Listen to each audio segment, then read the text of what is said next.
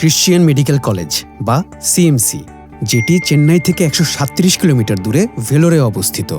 দক্ষিণ এশিয়ার বিভিন্ন দেশের মধ্যে যে এই হসপিটালটি খুবই প্রসিদ্ধ সেটি হচ্ছিল এই সিএমসি হসপিটাল। এটি 1900 সালের এক আমেরিকান মিশনারির ডক্টর ইডা এস স্কার্ডার প্রতিষ্ঠা করেন। আজকে সম্পূর্ণ গাইডলাইন এবং সুযোগ সুবিধা সবকিছু নিয়ে আপনাদের সাথে শেয়ার করব। আশা করি পুরো ভিডিওটি শুরু থেকে শেষ অবধি পর্যন্ত আপনারা দেখবেন। আপনারা যারা চিকিৎসা সেবার জন্য ভারতের এই হসপিটালে যেতে চাচ্ছেন তাদের জন্যই এই ভিডিওটি বানানো, বিশেষ করে বাংলাদেশি ভাই বোনদের জন্য। অনেক কিছুই বললাম, এখন কাজে চলে যাই। এটি হচ্ছে সিএমসির মেন গেট এবং এটার ডান পাশে আরেকটা গেট আছে যেটাকে আমরা সিলভার গেট বলি। আমাদের অনলাইনে ডক্টরের অ্যাপয়েন্টমেন্ট নেওয়া ছিল আগে থেকেই। অ্যাপয়েন্টমেন্ট নেবার পর আপনাকে সর্বপ্রথম 900B-তে যেতে হবে, যেখান থেকে পেশেন্টের রেজিস্ট্রেশন হবে এবং পেশেন্টের একটি কার্ড দিবে। সেই কার্ডটি নিয়েই আমরা মূলত ডক্টর দেখাবো আজকে। এই মেন গেটটির হাতের বাম দিক দিয়ে সোজা চলে যেতে হবে 900B বিল্ডিংয়ের জন্য। চলুন আপনাদেরকে দেখাচ্ছি।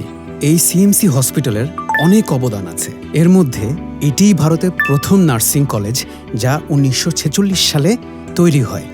পৃথিবীতে প্রথম কুষ্ঠরোগের অপারেশন করা হয় এই হসপিটালে 1948 সালে। প্রথম ওপেন হার্ট সার্জারি করা হয় এই হসপিটালে 1961 সালে এবং প্রথম কিডনি ট্রান্সপ্ল্যান্ট করা হয় এখানেই 1971 সালে। প্রথম বোন মেরু ট্রান্সপ্ল্যান্ট করানো হয় এখানেই 1986 সালে। তো বুঝতেই পারছেন এই হসপিটালটির কত অবদান আছে। আমরা কথা বলতে বলতে 900B বিল্ডিং এর কাছাকাছি চলে এসেছি। এখন আমরা এই রাস্তা দিয়েই বামে চলে যাব। বামে যেয়ে একটা গেট পড়বে, গেট থেকে আমরা ডানে চলে যাব সোজা। কিছুক্ষণ যেতেই আপনার হাতে ডান পাশেই পড়বে বিল্ডিংটি।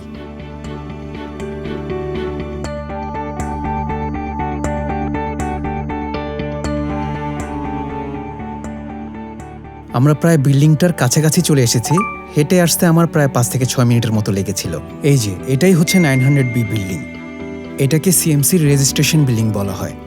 এই গ্রাউন্ড ফ্লোর থেকে আপনাকে টোকেন নিয়ে উপরতলায় গিয়ে ডক্টরের অ্যাপয়েন্টমেন্ট দেখিয়ে আপনার পাসপোর্টটি রেজিস্ট্রেশন করতে হবে। আপনার পাসপোর্ট রেজিস্ট্রেশন করতে লাগবে পাসপোর্টের একটি ফটোকপি, ভিসার ফটোকপি, কোভিড ভ্যাকসিনের ফটোকপি এবং ডক্টরের অ্যাপয়েন্টমেন্ট। আপনি যদি ভুলবশত ডক্টরের অ্যাপয়েন্টমেন্ট নিয়ে না থাকেন তাহলে এই অফিস থেকে আপনার পছন্দের মতো ডক্টরের অ্যাপয়েন্টমেন্ট তারা নিয়ে দিবে। মনে রাখবেন, এই বিল্ডিং থেকে রেজিস্ট্রেশন না করলে এবং পেশেন্ট কার্ড না নিলে আপনার কোনো ট্রিটমেন্টই সিএমসি করবে না। সো সর্বপ্রথম এসে এখান থেকে আমাদের সব কাজ আগে শেষ করে নিতে হবে। এবং যারা প্রাইভেট রেজিস্ট্রেশন করতে চান তারা এই সিলভার গেট থেকে রেজিস্ট্রেশন করতে পারবেন।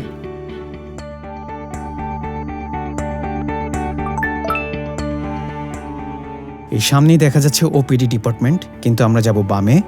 বামে যে ঠিক বামে আর একটা চেম্বার আছে যেখানে আমরা ডক্টরের অ্যাপয়েন্টমেন্ট নিয়েছি।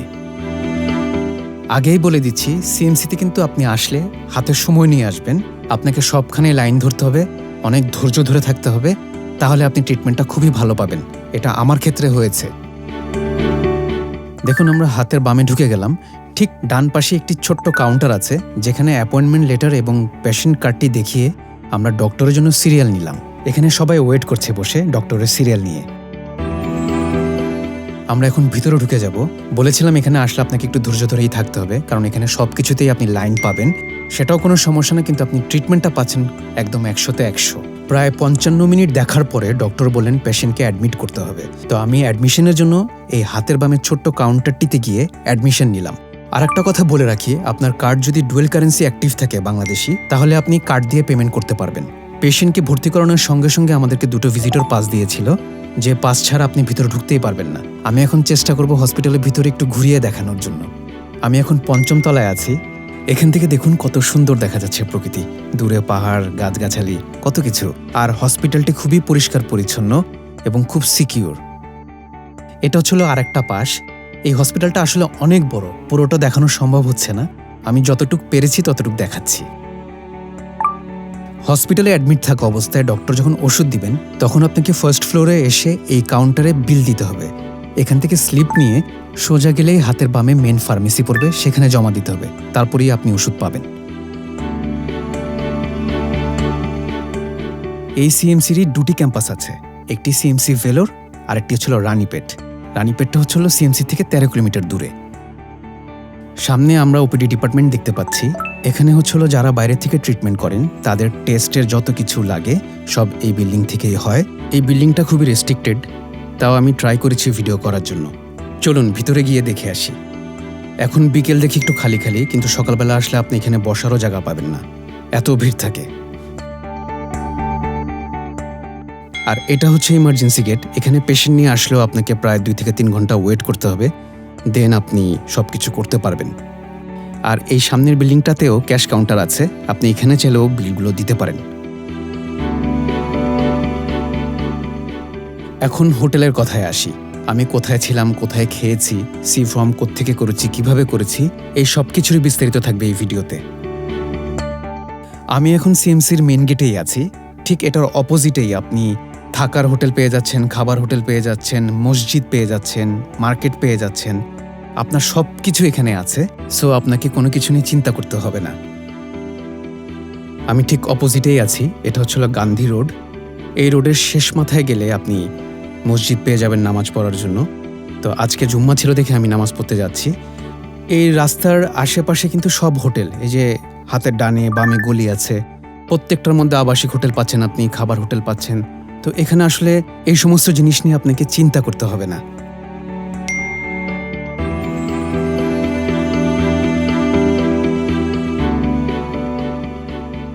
ওই যে সামনে মসজিদ দেখা যাচ্ছে, মেন রোড থেকে প্রায় 4-5 মিনিট হেঁটে কিন্তু আমি চলে আসলাম। শান্তি পাচ্ছি, কারণ আসলে বাইরের দেশে যখনই কোনো মসজিদ দেখি তখনই আসলে আমার ভিতরটা ঠান্ডা হয়ে যায়, মনে হয় যে আসলে নিজের কিছু একটা আছে এখানে। গিয়ে নামাজটা শেষ করে আসলাম। এখন বলবো কোথায় খাবেন, বেঙ্গলি খাবার কোথায় ভালো পাওয়া যায়, এবং সি ফর্ম কিভাবে করবেন, কোত্থেকে করবেন, এবং আমার হোটেলের ভিডিওটি আমি সবার শেষে দেখাবো কোথায় আমি ছিলাম। এটি হচ্ছে হোটেল আল জামান। এটি ঠিক সিএমসির অপোজিটেই আছে, এবং এখানে আপনি মানসম্পন্ন এবং খুবই সুস্বাদু বাঙালি খাবার পাবেন, সাথে ইন্ডিয়ান খাবারও পাবেন।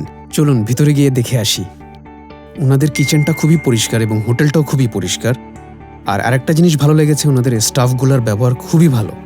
আমি প্রায় প্রতিদিনই এখানে খেয়েছি। এটা হচ্ছে ওদের খাবার মেনু। এখানে ইন্ডিয়ান থেকে শুরু করে বেঙ্গলি যত ধরনের ফুড আছে সবকিছুই মোটামুটি পেয়ে যাবেন আপনি। আর সন্ধ্যের পরে এখানে গ্রিল ও নান রুটি পাওয়া যায়।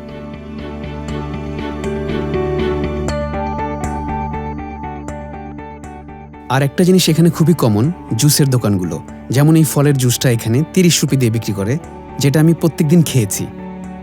আর ফ্রেশ ফ্রুটের জন্য আপনাকে চিন্তা করতে হবে না, এখানে সব ধরনেরই ফ্রুট পাওয়া যায়, 100% ভেজাল মুক্ত, প্লাস প্রাইসটাও খুব রিজনেবল।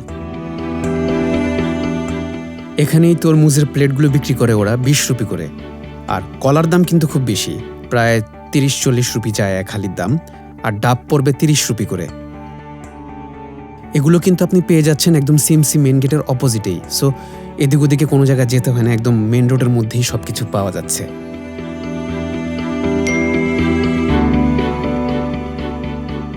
এখন বলবো সি ফর্মটা কিভাবে করেছি, কোত্থেকে নিয়ে কোথায় জমা দিতে হবে সেটা বিস্তারিত জানাচ্ছি। এই সিএমসির গেট থেকে সোজা চলে গেলে আপনি হাতের বামে নর্থ পুলিশ স্টেশন ভেলোর পাবেন, সেখানেই আপনাকে যেতে হবে। তার আগে আপনাকে হোটেল থেকে, যে হোটেলে থাকবেন সেই হোটেলের কাউন্টারে গিয়ে আপনাকে বলতে হবে একটা সি ফর্ম করে দেওয়ার জন্য। সেই ফর্মটার জন্য আপনার থেকে তারা 100 রুপি চার্জ করবে, এবং এই ফর্মটা নিয়েই আপনাকে যেতে হবে থানায়, সঙ্গে পাসপোর্টের ফটোকপি এবং ভিসার ফটোকপি সহ। থানাতেই আপনার কাছ থেকে সিল দেওয়ার সময় 50 রুপি চাবে, সেটা দিয়ে দিবেন। সেই সিলের কপিটা নিয়ে এসে আপনাকে এই সিএমসি রেজিস্টার বিল্ডিংয়ে এসে দেখাতে হবে, এবং সেই সি ফর্মের উপরে সিএমসি থেকে আরেকটা সিল দেওয়া হবে, যেটা আপনার কাছে রেখে দিতে হবে। হসপিটালে যদি আপনার পেশেন্ট অ্যাডমিট থাকে তাহলে এটা অবশ্যই হসপিটালে জমা দিতে হবে। আর আপনি যদি বাইরের থেকে ট্রিটমেন্ট করান তাহলে এটা আপনার কাছেই রাখতে হবে, কারণ এটা যে কোনো সময় ওরা চাইতে পারে। মনে রাখবেন এই সি ফর্মটা কিন্তু আমাদের সিকিউরিটির জন্যই করা হয়, তো এটা অবশ্যই করে ফেলবেন। এখন বলছি আমি কোথায় ছিলাম। এই মেনশনটির নাম হচ্ছে রাভি মেনশন। এটি হচ্ছিল সিএমসি থেকে প্রায় 1.5 থেকে 2 কিলোমিটার দূরে। অটোতে সবসময় 20 রুপি করে যাওয়া আসা করেছি আমি। এখানে থাকার কারণ হচ্ছিল একটাই, জায়গাটি খুবই নির্জন, কোলাহল মুক্ত এবং খুবই পরিষ্কার একটি লজ। এবং এখানে সুবিধা পাচ্ছেন আপনি যখনই রুম নেবেন, ওরা একটা বস্তা ভরে আপনাকে পাতিল, প্লেট, চামচ সব কিছু দিয়ে দিবে, এবং এখানে যে চুলাটা আপনি ইউজ করবেন সেটা ছিল ফ্রি। এখানকার ম্যাক্সিমাম হোটেলেই আপনার থেকে হাঁড়ি পাতিলের জন্য ভাড়া নিবে, চুলার জন্য আলাদা ভাড়া নিবে, সো এখানে সেটা আমাকে দিতে হয়নি। আশেপাশের পরিবেশ দেখে বুঝতেই পারছেন কত পরিষ্কার এবং কত নির্জন জায়গাটি। এখানে যদি আপনি রুম নেন, নন এসি রুমে আপনি 3 জন থাকতে পারবেন, সেটার জন্য আপনাকে ভাড়া গুনতে হবে 550 রুপি। আর এসি রুম নিলে আপনাকে ভাড়া গুনতে হবে হচ্ছিল 1200 রুপি করে। আমি একটু উপরে গিয়ে আপনাদেরকে দেখাচ্ছি। আমি ছিলাম 3rd ফ্লোরে। তো এদিক দিয়ে সোজা গেলে একদম হাটের ডানে কিচেন পড়বে, সেখানে প্রায় 8টা-10টা চুলা আছে এবং সেটার পাশেই আমার রুমটা ছিল। আসলেই খুবই নির্জন এবং কোলাহল মুক্ত এবং খুবই পরিষ্কার একটি লজ। আশেপাশের রুমগুলোতে সবগুলোতেই পেশেন্ট আছে যারা দূর দূরান্ত থেকে এসেছেন। এই যে এটা কিচেন, এখানে সবাই রান্নাবান্না করে এবং এটা ছিল আমার রুম। আমি একটু দেখাচ্ছি। এটা 3টা বেড এখানে আলাদা আলাদা আছে, সাথে এসি আছে এবং বাথরুমটাও খুবই পরিষ্কার, সাথে একটা টিভিও আছে। এখানে ট্রিটমেন্ট করাতে আসলে আপনার মিনিমাম 20 থেকে 25 দিন হাতে সময় নিয়ে আসতে হবে। তো দেখা যায় অনেক সময় হসপিটাল থেকে হোটেল, হোটেল থেকে হসপিটাল করতে করতে আমরা ক্লান্ত হয়ে যাই, আমাদের মন খারাপ হয়ে যায়।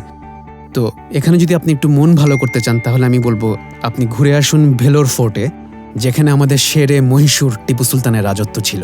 ঘুরে দেখতে পারেন, ভালো লাগবে। সিএমসি হসপিটালের মেইন গেট থেকে হেঁটে গেলে 15 থেকে 20 মিনিটের মতো লাগবে ফোর্টে, আর অটোতে গেলে আপনার 45 থেকে 50 রুপির মতো খরচ হবে। এটাই সেই গেট যে গেট দিয়ে আমাদের শেরে মহীশূর টিপু সুলতান ঢুকতেন। এখান থেকেই জানা যায় এটি প্রায় 500 বছর পুরনো। এই দুর্গটির দৈর্ঘ্য 2.65 কিলোমিটার। দুর্গের চারিদিকেই রয়েছে বিশাল আকারের দেয়াল, যেটি 60 থেকে 120 মিটার পর্যন্ত প্রশস্ত। পাথর দিয়ে তৈরি এই দেয়ালগুলো। ভাবা যায়। আজ আমি চেষ্টা করব পুরো দুর্গটি ঘুরিয়ে দেখাবার জন্য।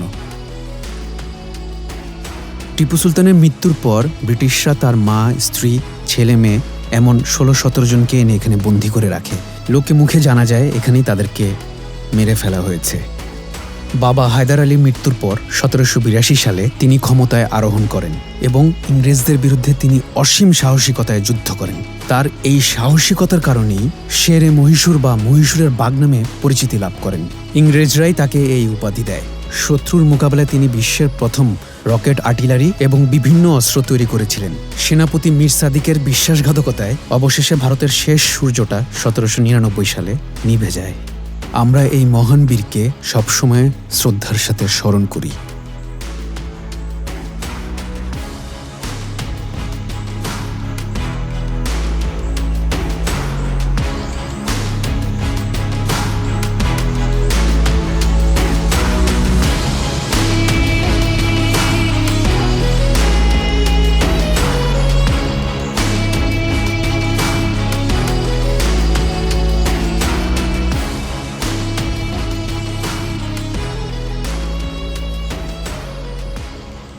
প্রায় 500 বছর পুরনো এই গাছটি এখনও এখানে রয়েছে।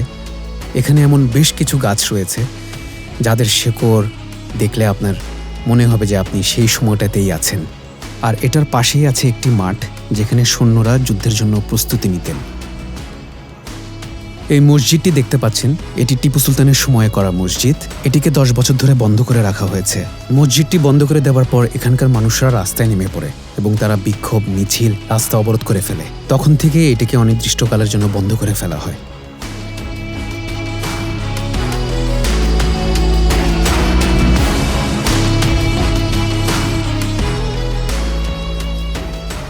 এখানে একটি জাদুঘর তৈরি করা হয়েছে। এখানে আপনি সেই সময়কার কিছু পাথরে লেখা জিনিস পাবেন, সঙ্গে টিপু সুলতানের ব্যবহার করা কিছু জিনিস আছে এখানে। ঘুরে দেখলে আপনাদের আশা করি ভালো লাগবে।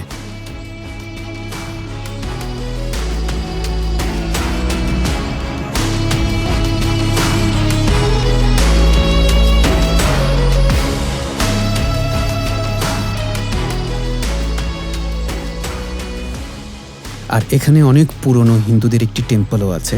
এটা নাকি সেই সময়ই করা হয়েছিল।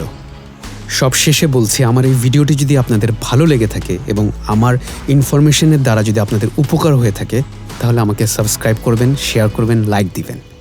ধন্যবাদ সবাইকে।